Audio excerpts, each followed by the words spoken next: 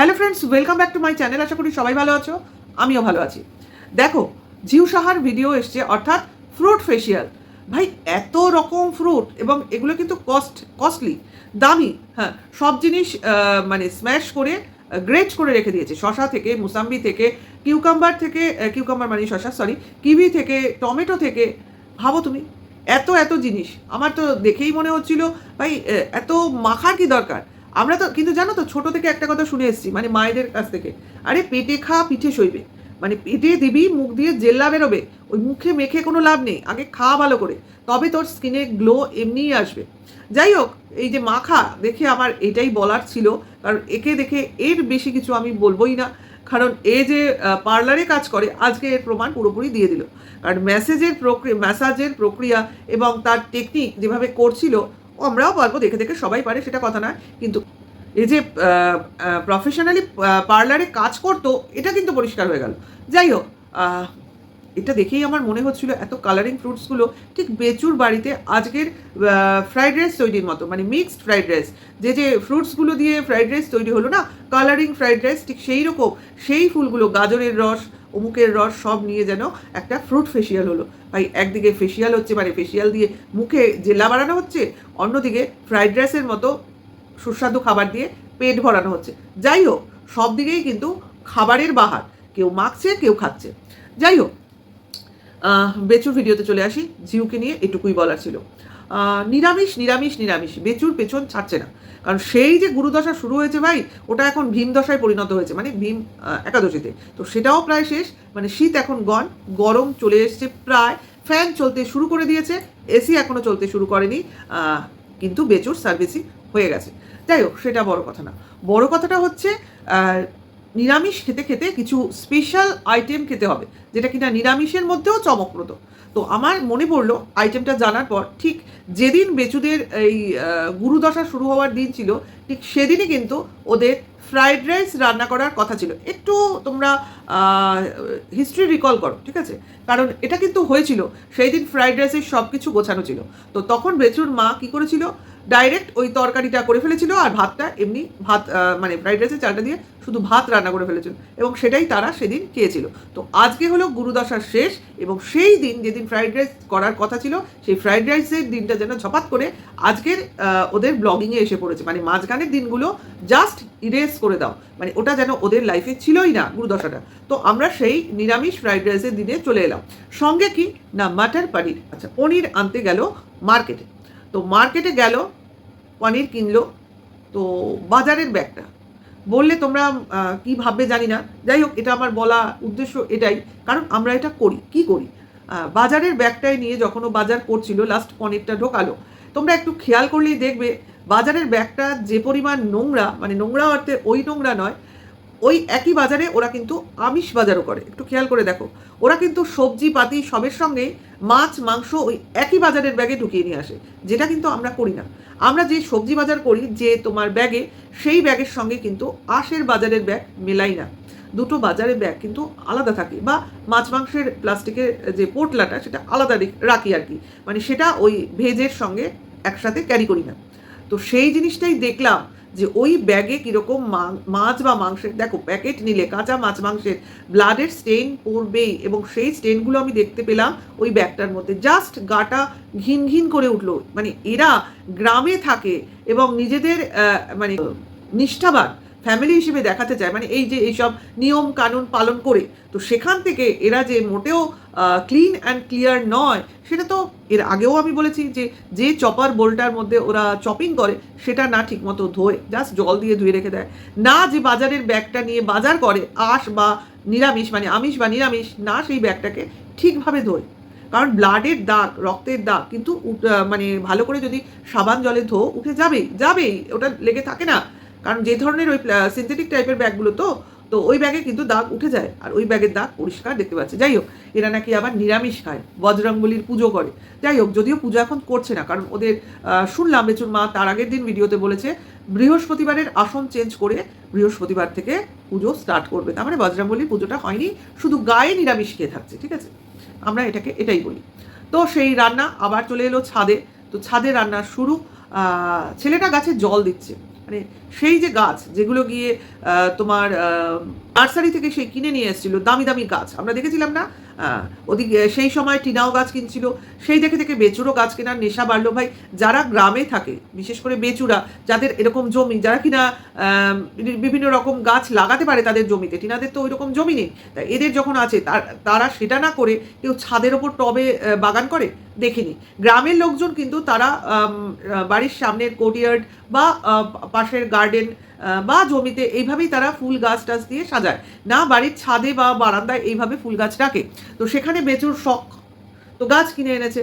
তো কিনে এনে কি হলো, সেই গাছের না যত্ন করলো, না ঠিকমতো দেখভাল করলো। তো গাছগুলো থাকতে থাকতে এক সময় এখন মরণের শেষ দুয়ারে এসে দাঁড়িয়েছে, অর্থাৎ মরণাপন্ন।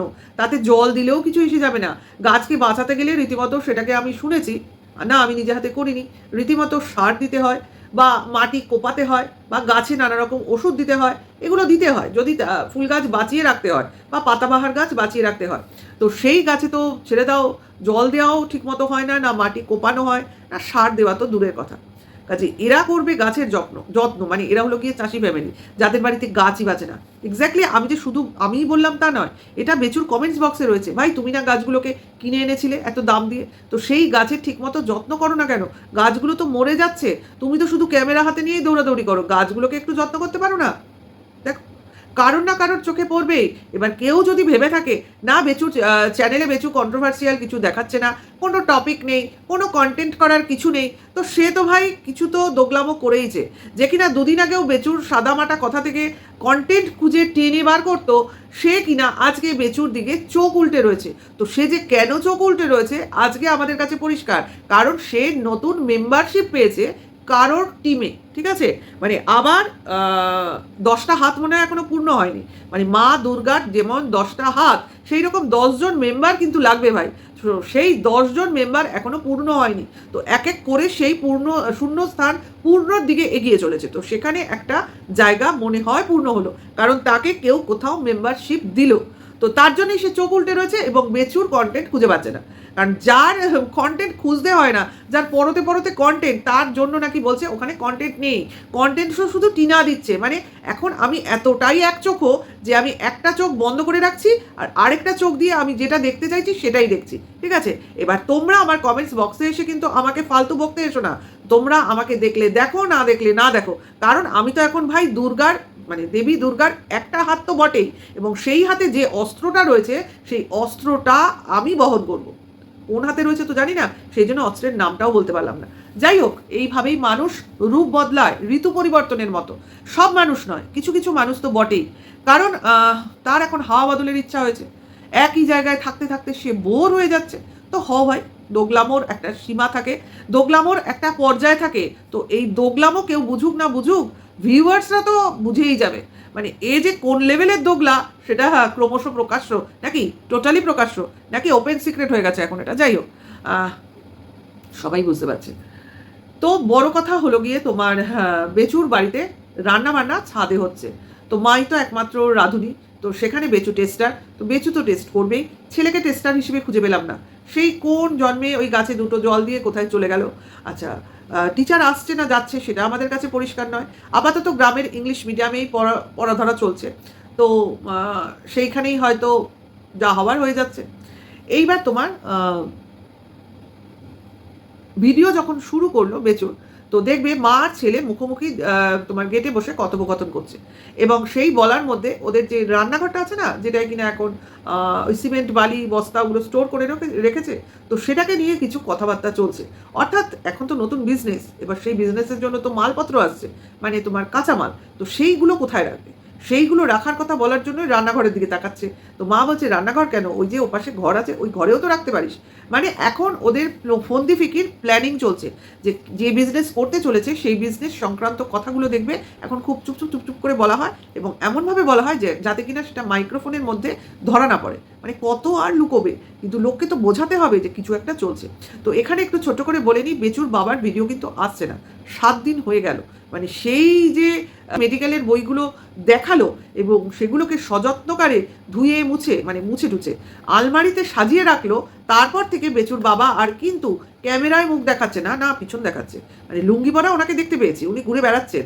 এখন উনি ওই সিমেন্ট বালি গুনছেন না লোহার যে লোহা এসছে মানে ঢালাইয়ের, তো সেইগুলোকে মাপছেন নাকি ওই যে তোমার কি বলে জমিতে যে সর্ষে কেটেছে তো সেইগুলোর দিকে দৃষ্টি দিয়ে বা পাহারা দিয়ে বসে আছেন। মানে করছেনটা কি, নাকি যেখান দিয়ে গাড়ি আসবে জমিতে গিয়ে ডাইরেক্ট গাড়ি চলাচল করবে মানে গাড়ি নামবে সেইখানে স্লোপিংটা ঠিক করছেন। মানে ছেলে তো করছে না, বা ছেলে করলেও ওনার পছন্দ হচ্ছে না, উনি ওনার মতো চলেন। আর হয়তো বা হতে পারে ছেলের সঙ্গে আবার কোনো মতবিরোধ হয়েছে, যার জন্য ওনাকে এখন ছেলের ক্যামেরায় আর দেখা যাচ্ছে না। তো কিছু তো হয়েছে। শুধুমাত্র বেচু তার চ্যানেলে মানে একটা চ্যানেলে ভিডিও দিচ্ছে, সেকেন্ড চ্যানেলেও কিন্তু ভিডিও আসেনি। কিন্তু তোমরা ভেবো না আসবে না, সেকেন্ড চ্যানেলে কিন্তু ভিডিও আসতে চলেছে আমার যতদূর মনে হয়। কারণ এই যে ফ্রাইড রাইস রান্না হলো সঙ্গে যে মাটার পানির, তো ভেবো না এগুলো কোনো বিনা কোনো উদ্দেশ্যে তৈরি হলো। তো এটা হলো মনে হয় আমার যতদূর মনে হয় ওই সেকেন্ড চ্যানেলের কন্টেন্ট হিসেবে এটা রান্না হলো, অর্থাৎ এটা কম্পিটিশনের একটা কন্টেন্ট হতে চলেছে। কারণ বেচুর মা বলেছে যে এইটাকে এইবার এইভাবেই দেখানো হবে, অর্থাৎ মা ছেলে এবং নাতি বসে কন্টেন্ট করবে। তো দেখা যাক, মানে কম্পিটিশন করবে। তো দেখা যাক এইভাবে সেকেন্ড চ্যানেলে আবার ভিডিও দিতে শুরু করছে কিনা, অর্থাৎ গুরুদশা শেষ, আবার এফর্ট শুরু, অর্থাৎ দুটো চ্যানেল বেচুর, একটা চ্যানেল বাবার। দেখা যাক আজকে নেক্সট ভিডিও আসছে কি আসছে না, কারণ অনেক দিন বাবার ভিডিও আসেনি। অর্থাৎ তার মেডিকেল লাইনে না ডাক্তারি পড়া হলো, না ইঞ্জিনিয়ারিং লাইনে ইঞ্জিনিয়ারিং করা হলো।